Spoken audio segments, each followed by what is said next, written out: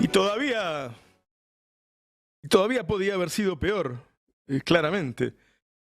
La verdad es que el peor escenario en las elecciones era que ganara Larreta, es decir, un moderado que viene de la capital, del lugar donde han salido ya otros presidentes, y el que iba a ser más difícil frenar. Es decir, cuando uno analiza los resultados posibles, dado la pobre performance del gobierno actual, el peor escenario era que Larreta ganara las internas y fuera el más votado. Eso no sucedió.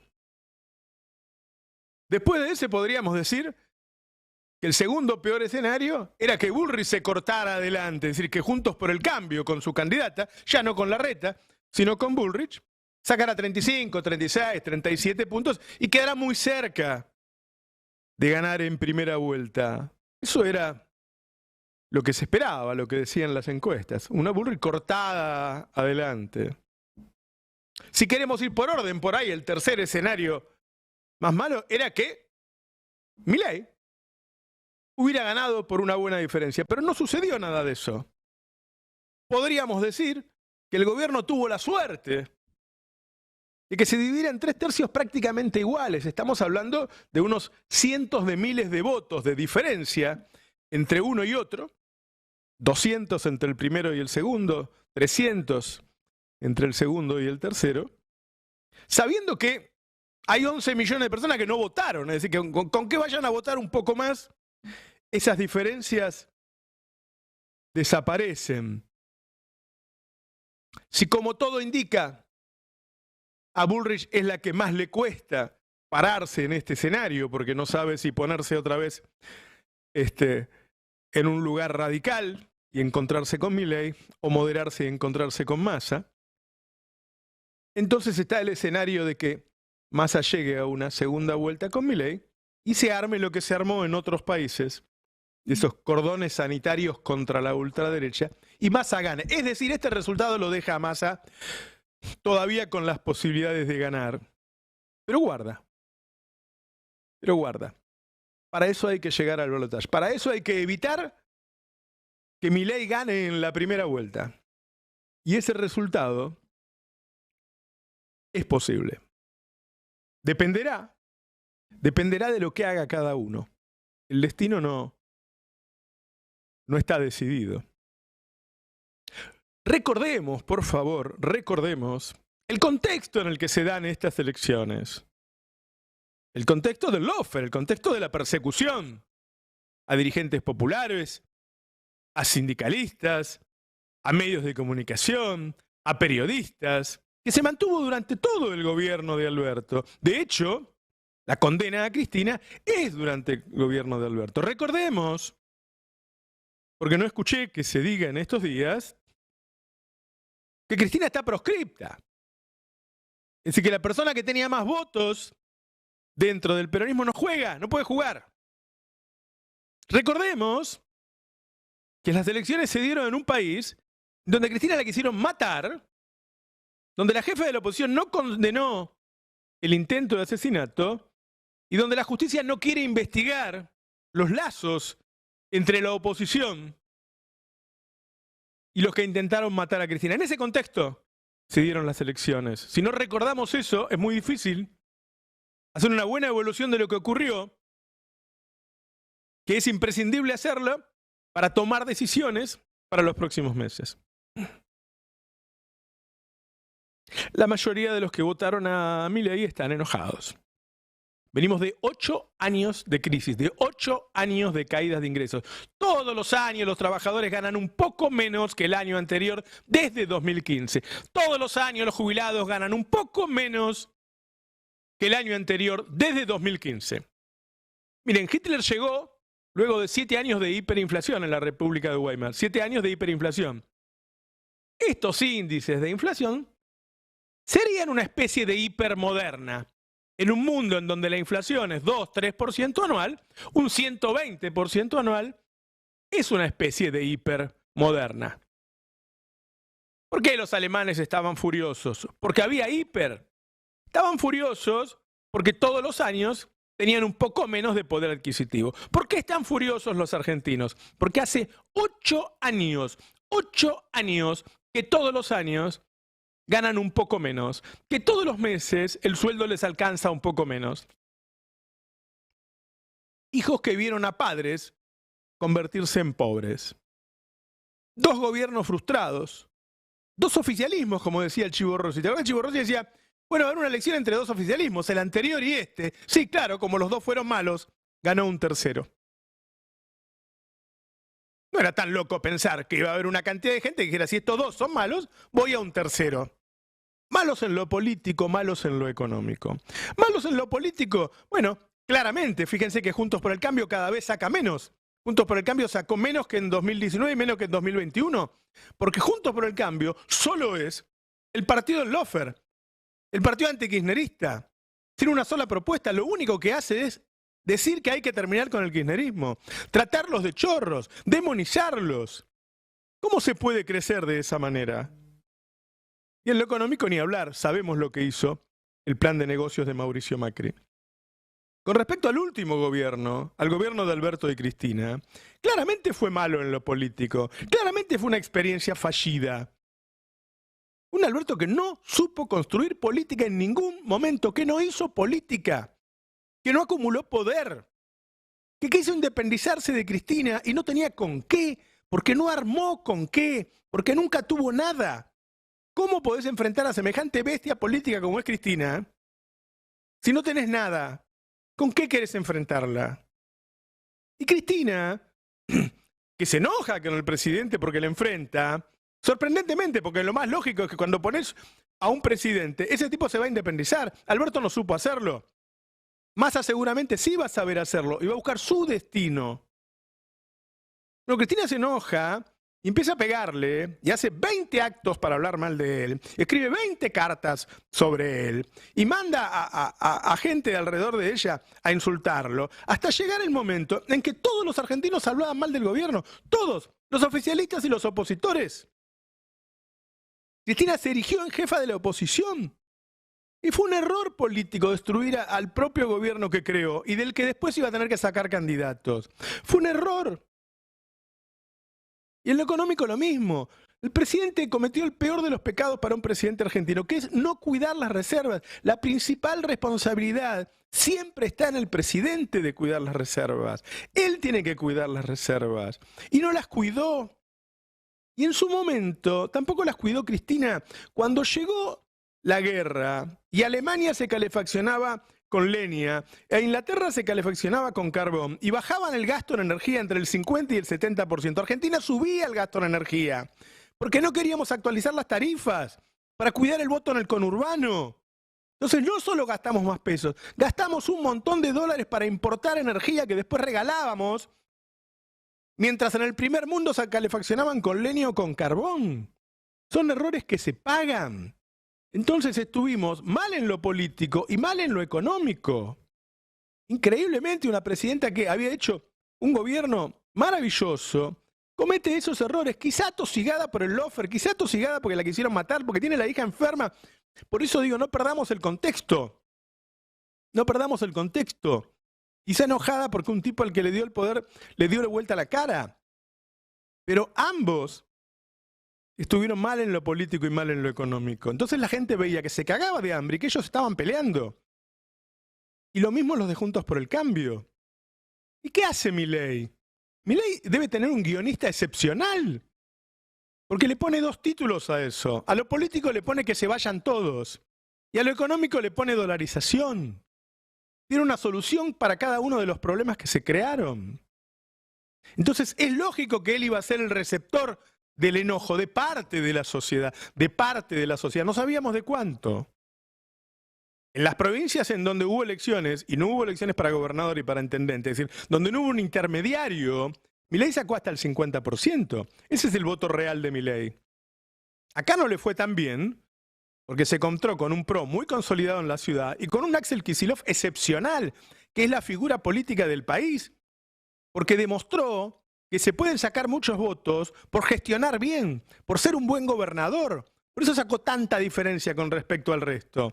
Ahora, en el resto del país, Milei se llevó casi el 50%.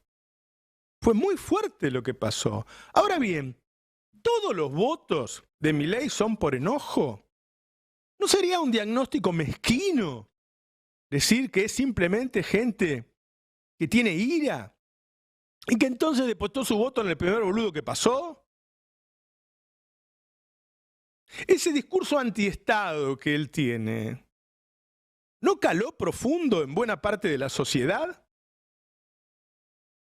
Al Estado siempre lo odian los ricos. ¿Por qué? No quieren pagar impuestos para sustentarla y porque además el Estado se vuelve más poderoso que ellos y los ricos quieren manejar el país ellos. Ahora, ¿no empiezan a odiarlo los pobres también? ¿Y por qué lo odian? ¿Qué es el Estado? Volvamos un poco atrás.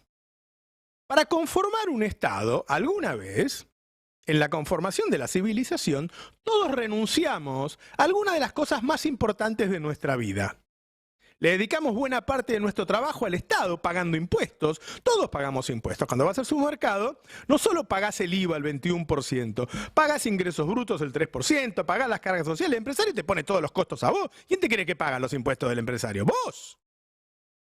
Y si ganás un poco más, además te cobran impuestos a las ganancias.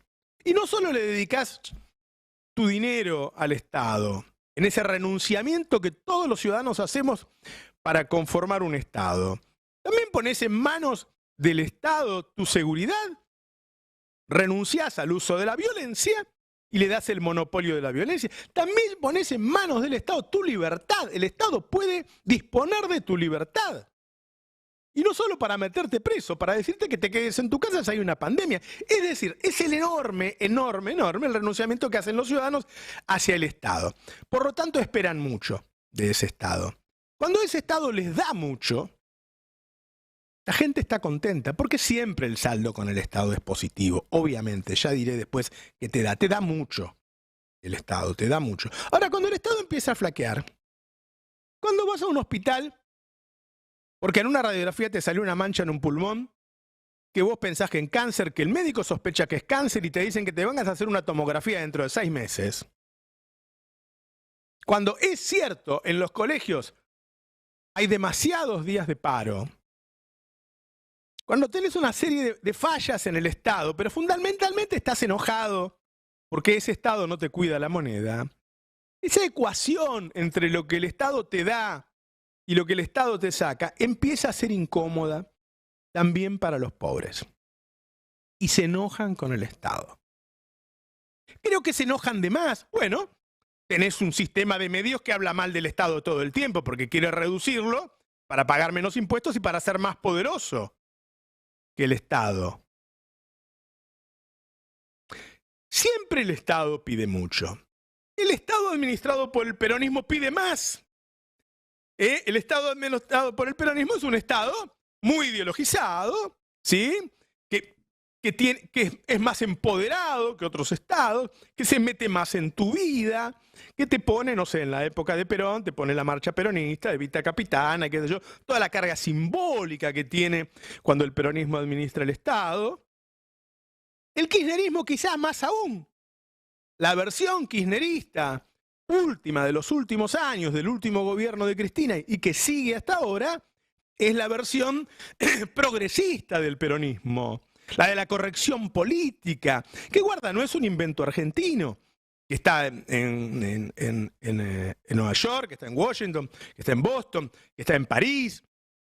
Hay un artículo de Freud, yo lo mencioné esto en 2021 también cuando perdimos las elecciones, que habla del malestar en la cultura.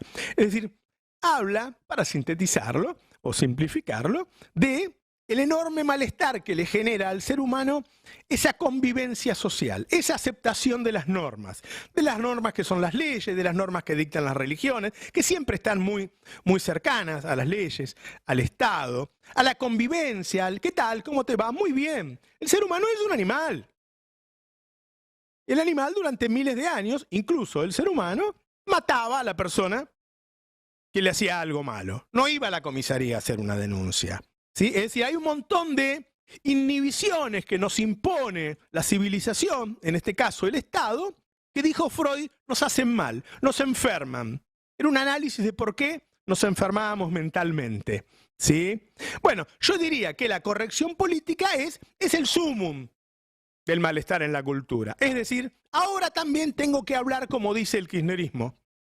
No le puedo decir más gordo al gordo, negro al negro, narigón al narigón, cabezón al cabezón, por dar algunos ejemplos. Si no, seré mal mirado, seré cancelado. Aunque el gordo esté contento que le diga gordo y yo estoy contento porque lo quiero al gordo. Hay un tercero que me mira mal, que me cancela.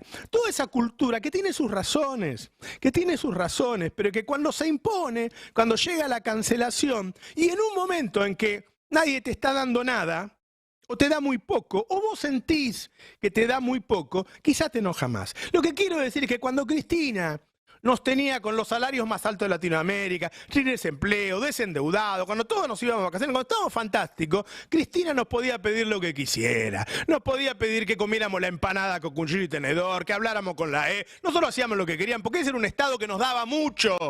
Entonces nos podía pedir mucho. Entre otras cosas, la corrección política que tiene que ver con una cultura imperante de un sector que en su momento fue preponderante en el kirchnerismo. Es decir, Cristina administraba un Estado que vos sentías que te daba más de lo que te pedía. Entonces aceptabas todas las cosas que te imponía. Ahora no. Ahora el balance del Estado, yo no creo que sea cierto, pero la percepción de la sociedad, o de esa parte de la sociedad, en algunas provincias la mitad, es que el Estado te da menos de lo que te da. Pensemos entonces, este es un diagnóstico como muchos de los que hay, que puede estar equivocado, pero que es el que yo pude sufragar en estos días. Digo, tres cosas respecto a esto. Primero, hacer un esfuerzo por poner en valor ese Estado. Hay gente que lo está haciendo y muy bien. Digo, el Estado te cuida desde que nacés hasta que te morís y vos no te das cuenta. La mayoría de los argentinos nacen o en un hospital o en una clínica de una obra social con la que el Estado tiene mucho que ver porque administra esos fondos. Nace en un lugar público, le dan las vacunas, que en Argentina tenemos el sistema de vacunación más grande de toda América, mejor que el de Canadá y el de Estados Unidos. Y después irás a un jardín de infante maternal, y después irás a un colegio primario público, y después a un secundario público, y después a la universidad, que es una de las mejores del mundo. Y el Estado te seguirá cuidando, te acompañará con la administración de los sindicatos, y un día serás viejo y el Estado te pagará una jubilación y te dará los remedios para que tengas una vida de mejor calidad y más larga, y te va a enterrar. Es decir, el Estado es parte de nuestras vidas. El asfalto de la calle lo hizo el Estado, el alumbrado público es público, como lo dice la palabra, las cloacas, el agua, el Estado está en tu vida. Sin Estado, volvemos a la barbarie. El Estado te da seguridad, y aunque los medios te digan que el país es cada vez más inseguro, los datos dicen que Argentina es uno de los países más seguros del mundo. Kicillof, que le mataron a una niña de 11 años, y es una desgracia, y cuando muere una niña nos morimos un poco todos, bajó la inseguridad un 20%. Y sí, hay que decirlo, porque ¿cómo juzgo a un gobernante? Pues si baja la inseguridad o la sube. Bueno, Kicillof la bajó. Y la bajó según el Procurador General, que es de Juntos por el Cambio. Entonces, no es lo mismo un país como propone Milei, en donde la salud te la tenés que pagar, la educación te la tenés que pagar, la seguridad es que cada uno ande armado. ¿Vos sabés la cantidad de gente que moría? En la provincia de Buenos Aires, que viven 17 millones de personas, mueren 2 por día. ¿Cuántos morirían si esos 17 millones estarían armados? Es decir, empecemos a poner en valor lo que hay. Expliquémosle, aunque haya que explicarlo 1000 veces a la gente, que el Estado te cuida, que el Estado te salva. Segundo, dejemos de exigirle tanto a la gente. Reconozcamos que hoy somos una minoría y que no le podemos imponer a la mayoría todas nuestras ideas en todos los conceptos, incluso nuestro lenguaje. Es hora de pedir menos y de dar más. Y dar más, y ese es el tercer punto, es que Sergio Massa está impedido de hacer una sola promesa si antes no actúa. Sergio Massa tiene que inmediatamente tomar medidas a favor de los trabajadores, pero medidas contundentes. Aumento de salario que lo duplique en términos reales, aumento de jubilación que haga que los jubilados puedan morfar y llegar a fin de mes, asignaciones familiares, asignación universal por hijo, planes, sí, planes, guita, guita y guita. Y esa guita que se la saque a los que más tienen, porque durante estos 4 años los empresarios la agarraron con pala y porque estos meses, con una inflación como esta, la están agarrando con pala. Entonces el trabajador tiene que verlo a Massa, que le está sacando a los ricos para darle a los pobres, que le está sacando al empresario para darle al trabajador, que es peronista, dividirse, separarse nítidamente de los otros dos que representan a los empresarios y mostrar la cara peronista de Massa en toda su plenitud. Tiene que ser claramente peronista, tiene que distribuir ingresos y mostrar que los distribuye peleándose con los que más tienen, con nuevos impuestos, con adelantamiento de impuestos que hay que pagar el año que viene, con congelamiento de precio, con una actitud pro trabajadores que no le deje ninguna duda al trabajador que él lo va a beneficiar. Entonces sí se va a ganar el derecho de hacer promesas. Entonces sí va a poder decirle a la población, a vos te conviene el peronismo, a vos te conviene el Estado, a vos te conviene votarme a mí, y no esos dos mamarrachos que lo que ofrecen es anarquía. Es decir, primero se tiene que recibir de peronista, primero tiene que mostrar que el Estado es 100 veces mejor que el no Estado, y después, entonces sí, podrá hacer las promesas necesarias para ganar las elecciones. Y esas promesas tienen que ser claras, tienen que ser nítidas, tienen que ser darle felicidad a un pueblo que está angustiado, que está enojado y tiene razón. Buenos días, esto es Navarro 2023. Un país unido por la radio.